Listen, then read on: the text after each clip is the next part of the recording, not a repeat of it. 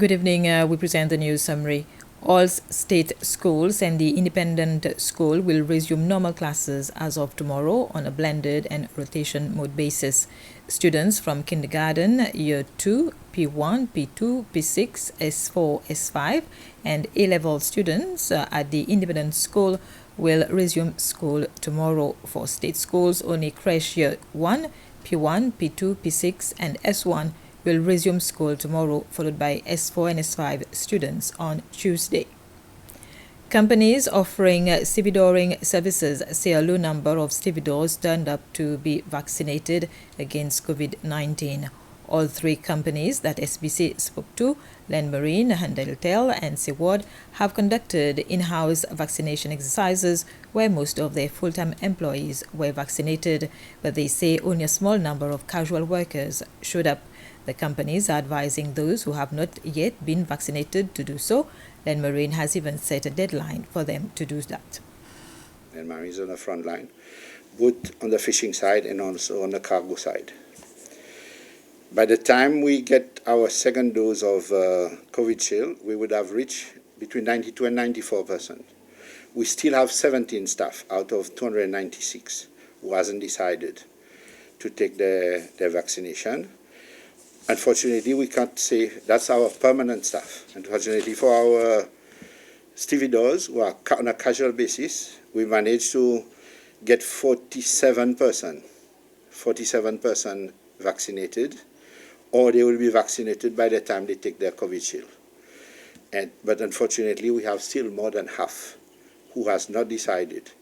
But we will have to make a special effort, because when we work on vessels, there is a possibility that the vessels will establish that they will accept only people who are vaccinated on their vessel. But for the moment, we are not setting a date.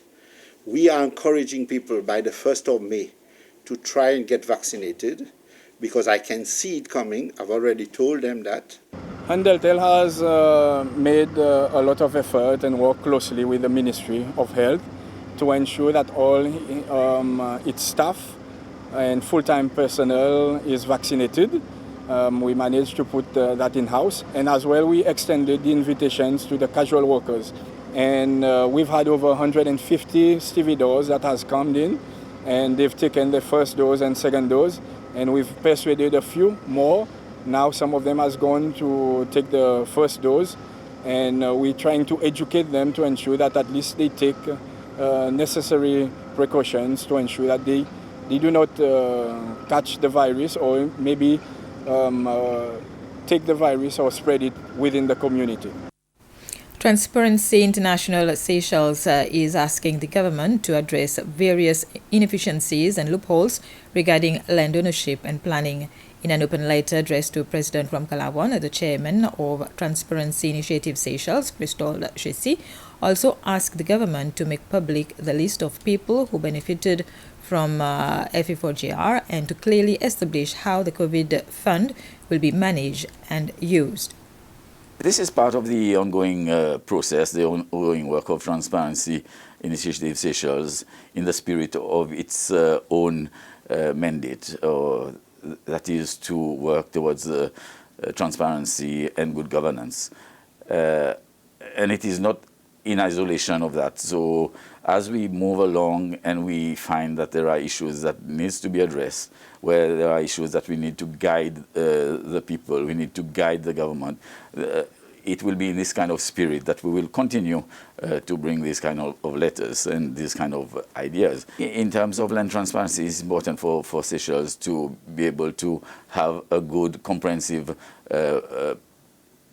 mapping of what is the land situation in Seychelles. And this we can only do through looking closely at the different factors that have affected land in Seychelles, the different factors that we need to address to ensure that there is equity, there is transparency in terms of land use.